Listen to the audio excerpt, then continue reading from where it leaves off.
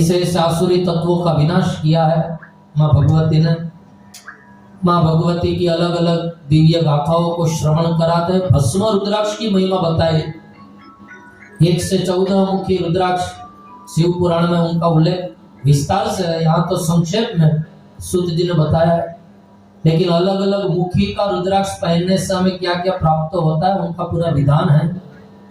1 मुखी से लेकर 14 मुखी तक रुद्राक्ष आते हैं। 15 मुखी रुद्राक्ष बने न तो हम जो फैक्ट्री में बहनो बोलो राधे राधे। हाँ 15 मुखी रुद्राक्ष आवतो नहीं, छेले 14 मुखी सुई न मळे। उसमें अलग अलग मुखी का रुद्राक्ष वो कौन से कामना के लिए हम पहनते हैं। जनरली गृहस्थियों को पहनना चाहिए पंचमुखी रुद्राक्ष, और पंचमुखी वाला रुद्राक्ष पहनकर वो सकल कामनाओं को पाता है, सकल मनोरथ उनके सिद्ध होते हैं। इसीलिए जनरली हम पंचमुखी वाला रुद्राक्ष परिधान करते हैं। 1 मुखी वाला रुद्राक्ष आपने जो तो आप जाओ नेपाल में, आप जाओ ऋषिकेश में અને એવા કોઈ મહાપુરુષના કર્ણકુટીમાં પહોંચી જાઓ ને કદાચ 1 મુખી રુદ્રાક્ષ મળી જાય અને એને સોનેટી મઢીને તમે પછી ગળામાં પહેરો।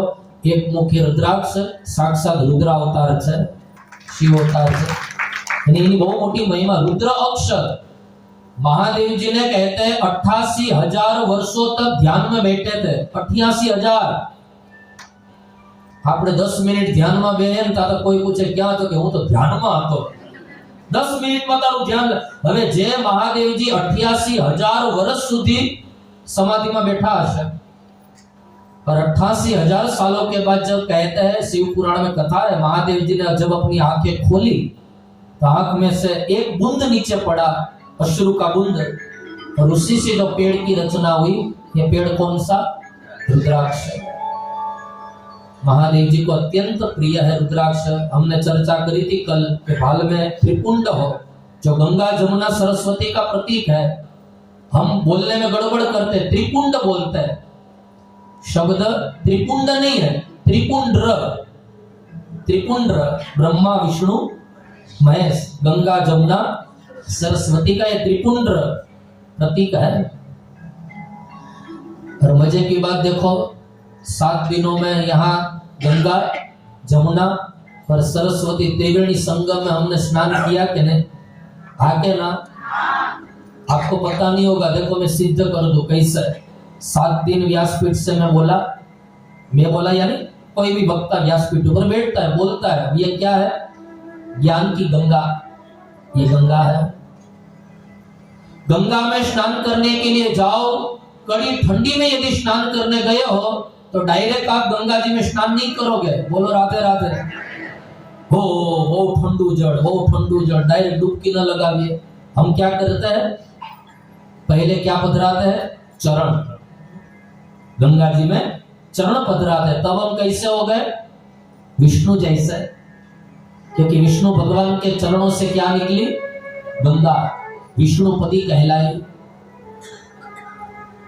हमको लगे कि गंगा जल बरोबर हम के स्नान करने जैसा माफक है, फिर हमने डुबकी लगाई तो नाक बंद करके डुबकी लगाई, पूरी गंगा हमारे ऊपर आ जाती है। हम कैसे हो गए? महादेव जी जैसे, क्योंकि महादेव जी के जटा से क्या निकली? गंगा। शिव मस्तकी कहलाई।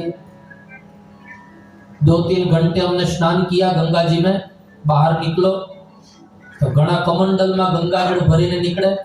હવે કમંડલ ગયા, હવે પ્લાસ્ટિક ના કેન આવી ગયા, અને કેન માં ભરીને આપણે બહાર નીકળીએ ત્યારે આપણે કેવા થઈ જઈએ? ब्रह्माजी જેવા, क्योंकि ब्रह्मा जी के कमंडल में से क्या निकली? गंगा। सोचो, एक गंगा जी में चरण पधराओ तो विष्णु जैसे, डुबकी लगाओ तो भोले बाबा जैसे, और स्नान करके बाहर निकलो तो ब्रह्मा जी जैसे। तो हम कितने भाग्यशाली कि जमशेदपुर में 7 दिन ज्ञान की गंगा, भक्ति की यमुना और कर्म की सरस्वती में हमने निमज्जन किया, हमने स्नान किया। ये ज्ञान की गंगा 7 दिन यहाँ से बही। तो गंगा जी निकली जवानी हमारी अपनी गलियों में आवे, અને ગંગાજી આપણી ગલીમાં આવે, જેણે ડૂબકી લગાવી લીધી એને પોતાનું જીવન ધન્ય કરી લીધું, રહી ગયા, સુરાઈ ગયા। ज्ञान की गंगा, ये भक्ति की यमुना।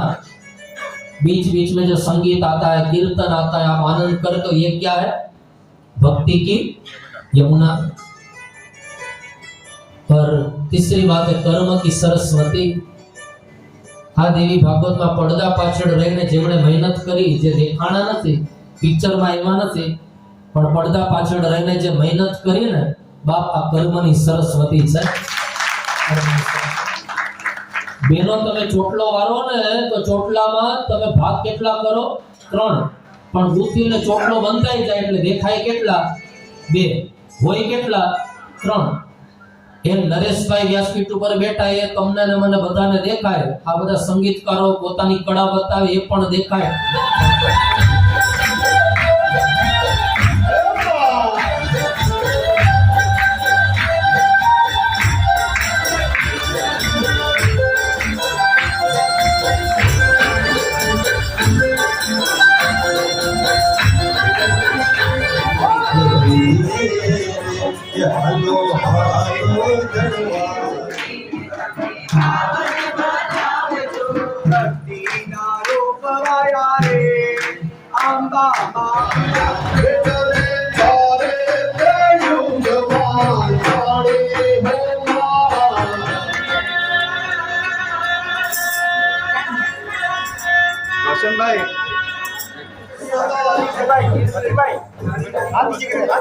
बच्चा को लाई,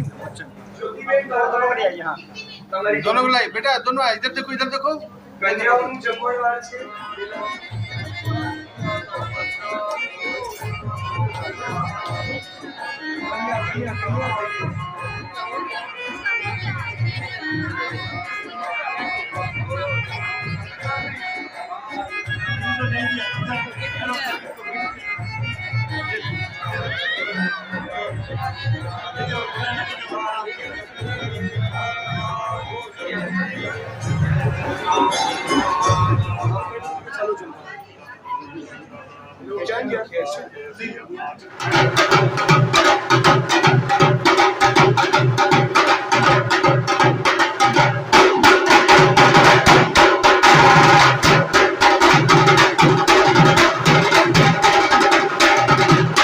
मैं दिनेश श्रीवास्तव, आप देख रहे हैं आपका अपना एडी लाइव। जमशेदपुर वह स्थान है कि जहाँ पर दुर्गा पूजा 2 बार मनाया जाता है, एक चैती दुर्गा पूजा और एक तो बसंती दुर्गा पूजा।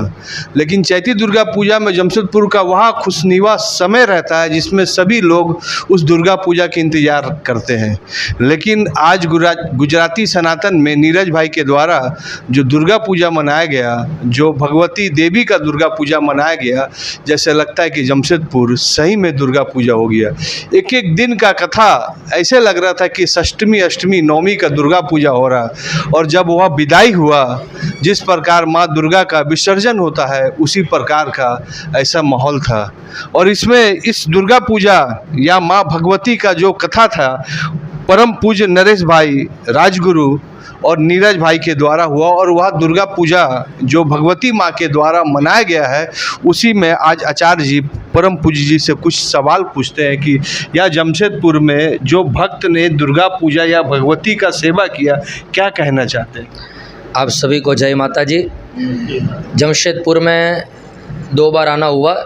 कथा के माध्यम से एक बार गुजराती समाज का आयोजन था और इस बार नीरज भाई पटेल द्वारा खूब सुंदर श्रावण में देवी भागवत का आयोजन हुआ, सभी भक्तों के सहयोग से।